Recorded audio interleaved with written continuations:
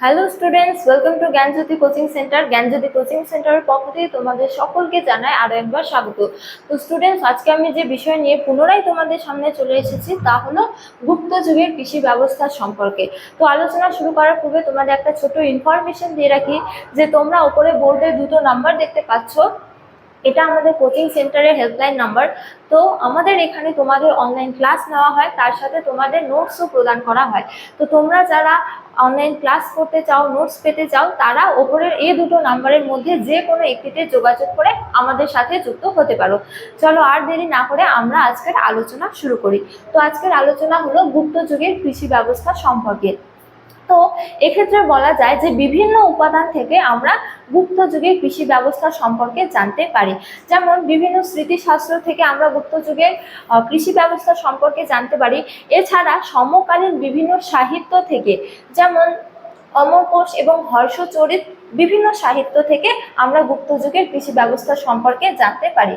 তো বলা হয় যে গুপ্ত যুগের অর্থনীতির মূল ভিত্তি ছিল কৃষিকাজ, এবং বিভিন্ন সাহিত্য থেকে জানা যায় যে গুপ্ত যুগের হলো যে সম্পদের মূল উৎস ছিল কৃষিকাজ এবং পশুপালন।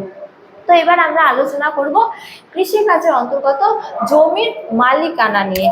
তো বলা হয় যে গুপ্ত যুগে ভূমি দান করার অধিকারী একমাত্র ছিল রাজা, এবং কোনো জমি ক্রয় বা বিক্রয় করতে গেলে রাজার অনুমতি কিন্তু একান্তভাবে প্রয়োজন হতো। তো গুপ্ত যুগে জমির মালিকানা মূলত তিন ধরনের দেখা যায়। একটা হলো যে রাষ্ট্রীয় মালিকানা, এছাড়া ব্যক্তিগত মালিকানা এবং কি গোষ্ঠীগত মালিকানা। রাষ্ট্রীয় মালিকানা অর্থাৎ কোনো জমির সরাসরি হলো যে রাষ্ট্রের অধীনে, বা সেই জমির হলো যে প্রকৃত মালিক হলো রাষ্ট্র। এছাড়া ব্যক্তিগত মালিকানা অর্থাৎ কোনো একটি নির্দিষ্ট জমির মালিক কোনো একজন নির্দিষ্ট ব্যক্তি। এছাড়া গোষ্ঠীগত মালিকানা অর্থাৎ কোনো একটি নির্দিষ্ট জমি কোনো একজন নির্দিষ্ট ব্যক্তির হাতে না থেকে সেটা কোনো একটি গোষ্ঠীর হাতে থাকতো, সে জমির মালিকানা গোষ্ঠীগত। এবার আমরা আলোচনা করব কৃষিকাজে বা কৃষির উন্নতি নিয়ে। তো এক্ষেত্রে বলা যায় যে গুপ্ত যুগে কৃষি ব্যবস্থার উন্নতির জন্য বা সম্প্রসারণের জন্য একাধিক উদ্যোগ গ্রহণ করা হয়েছিল।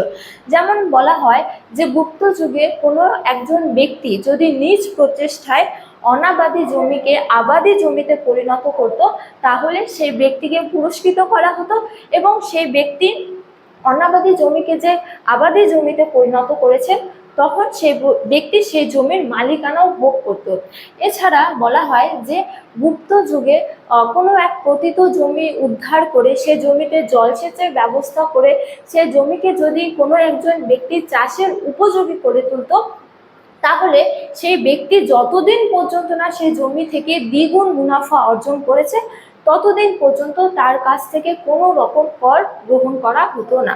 এছাড়া বলা হয় যে কোনো ব্যক্তি যদি কৃষিকাজের ক্ষেত্রে বাধা দিত, তাহলে সেই ব্যক্তিকে কিন্তু কঠোর শাস্তি প্রদান করা হতো। তো এবার আমরা আলোচনা করব কৃষি যন্ত্রপাতি নিয়ে।